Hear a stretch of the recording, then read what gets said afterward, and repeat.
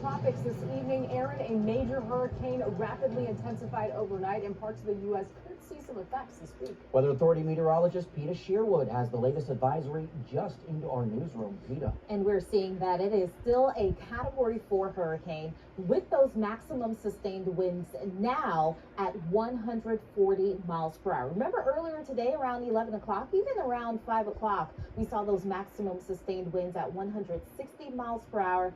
As this hurricane continues to undergo that eye wall replacement cycle, we are seeing that it is a little bit weaker for tonight, just to the north of the U.S. Virgin Islands as well as Puerto Rico. Now, keep in mind with this eye wall replacement cycle, we are watching this basically replace the old eye wall with a new eye wall, and the intensity is expected to continue to come down before it strengthens once again. I want to show you the latest track coming in to our newsroom. You can see that it is forecast to strengthen a little bit more, up to 150 miles per hour with the strength going into Sunday evening, and it's jogging now towards the northwest, and we expect it to take that turn towards the north going into tomorrow and Monday. Here's the latest track, and you can see it remains just to the east of the east coast of the U.S., and we are expecting some of those indirect impacts in terms of the rip current threat to go up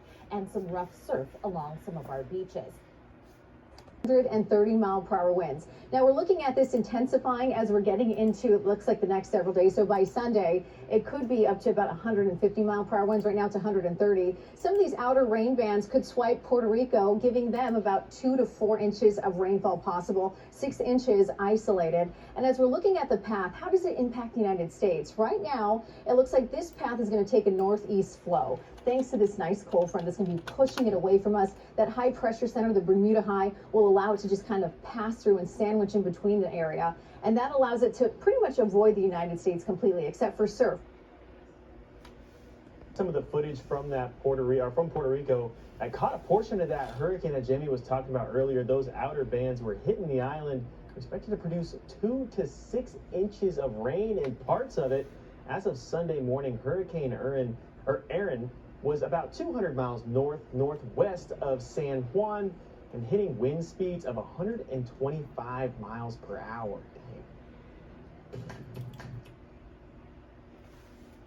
Dang.